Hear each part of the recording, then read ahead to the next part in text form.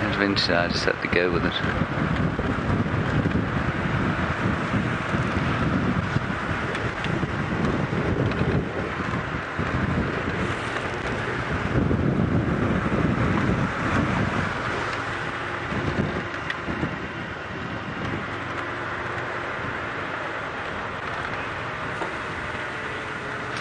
Hello everybody in the pre-show. Now, today's pre-show will be pretty much about accents. I'm going to try and do some accents.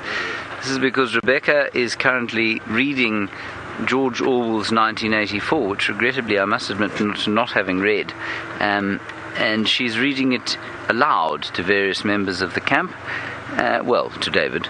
And I said, was she using accents for the characters? And David said, no, she wasn't. So I thought, well, that's very poor.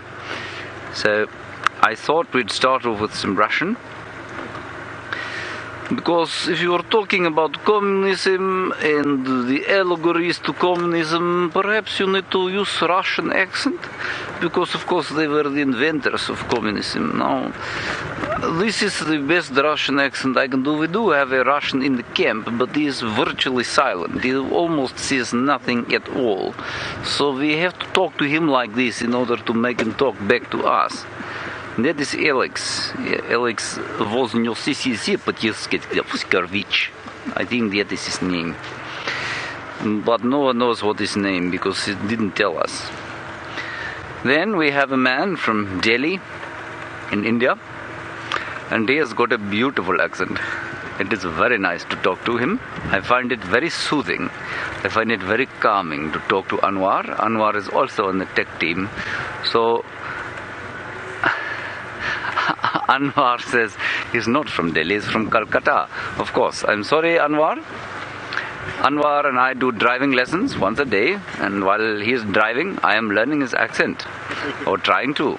Thank you, Anwar. And then, of course, we have the Germans.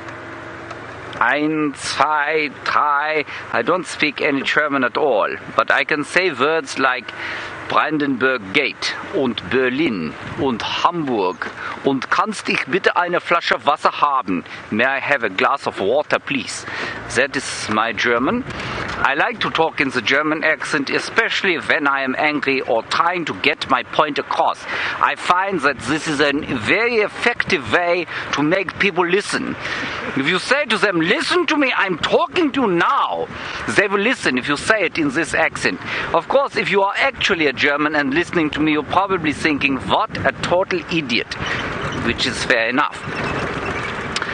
And then, of course, it being the 14th of February, one must talk with a gentle French accent because it is the accent of love.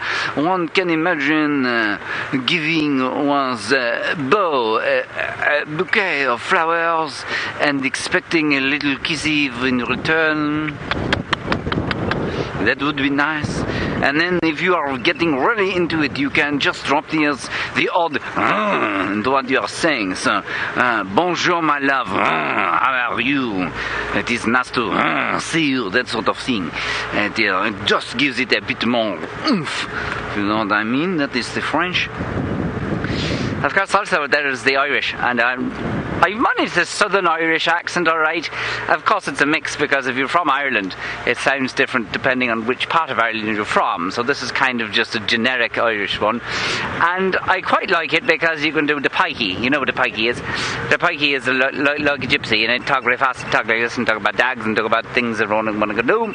We're going to go find a leopard, turn towards the water, see what we can find there, or you can do a little bit more slowly. But what I have yet to master is the Northern Irish that Liam Neeson's got, and that's really nice as well. Liam Neeson's got a beautiful accent, but I've yet to manage it properly. Good. That's the Irish. And then, of course, we have the Scots, and I can do two types of Scots accents. I'm not sure if they're very accurate.